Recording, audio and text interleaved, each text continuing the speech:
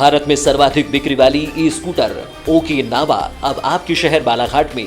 New Okinawa i praise plus intelligent scooter, the one for all scooter 2 से 3 घंटे में full charge 160 kilometre की range पर उपलब्ध। साथ में भारत सरकार की फेम 2 स्कीम के तहत 49,500 की सब्सिडी। सुनील ई बाइक मोटर FCI गोदाम के सामने, Gondia road, Kosmi, Balaghat. Sai motor girls school के सामने, लाजी में संपर्क करें 9329075209। प्रकृति ई बाइक बैहर में संपर्क करें 9754096514। अंकु ई बाइक उत्कृष्ट विद्यालय के सामने, कटंगी। Mobile number 7000429620, 7999685886। वारासिवनी नगर के वार्ड नंबर 1 में आज दिन दहाड़े एक महिला से लूट हो गई। बाइक सवार 2 आरोपियों ने महिला के आंखों में नशीला पाउडर झोंका और सोने की चैन खींचकर ले भागे।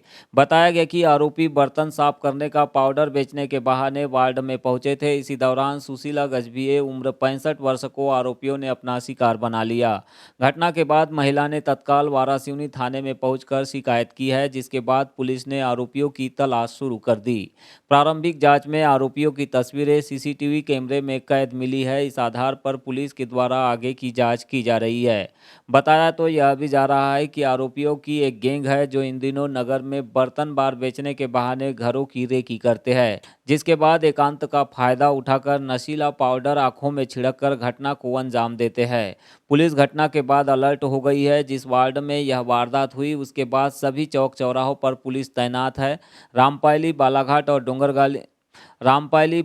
और डोंगरमाली मार्ग पर आरोपियों की तलाश की जा रही है। वारासिवनी से मनीष हेड़ाऊ की रिपोर्ट।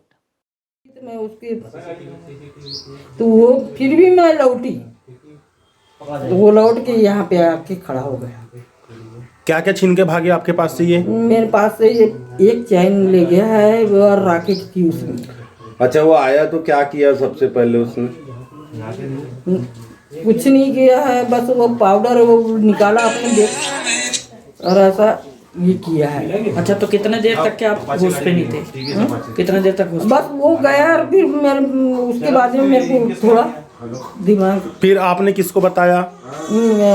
फिर बहू ने क्या है करके बोली, बस तो भाग गए। हाँ।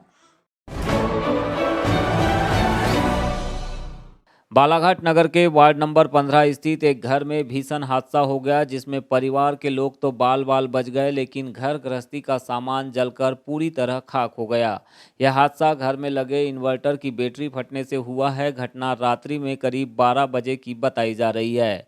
इस वक्त घर के सभी सदस्य गहरी नींद में थे। इसी दौरान धमाके की आवाज़ सुन विनय सेंडीमन जागे, लेकिन वे धमाके के बाद घर के दरवाजे और सोफा, दीवान, फ्रिज, इन्वर्टर, AC और गाड़ियों में लग की आग को काबू नहीं कर पाए। उन्होंने तत्काल घटना की सूचना नगरपालिका अमले को दी, जिस पर फायर ब्रिगेड अमले ने मौके पर पहुंचकर आग पर काबू पाया। मकान मालिक विनय सेंडीमन की माने तो घटना में एक बुलेट, 3 स्कूटी, फ्रिज सहित पंखे, AC और दरवाजे पूरी तरह जल गए। इससे उन्हें करीब 15 लाख का नुकसान हुआ है। घटना की सूचना पर पुलिस भी पहुंची थी, जिन्होंने इस घटना का मुआयना किया है। अचानक से इन्वर्टर जो है वो ब्लास्ट किया और आग बहुत तेज़ी से पकड़ी। सभी लोग घर पे मौजूद थे और निकलने का कहीं से रास्ता नहीं था। जैसे तैसे हम लोग बड़ी मुश्किल से अपनी जान को बचा पाए।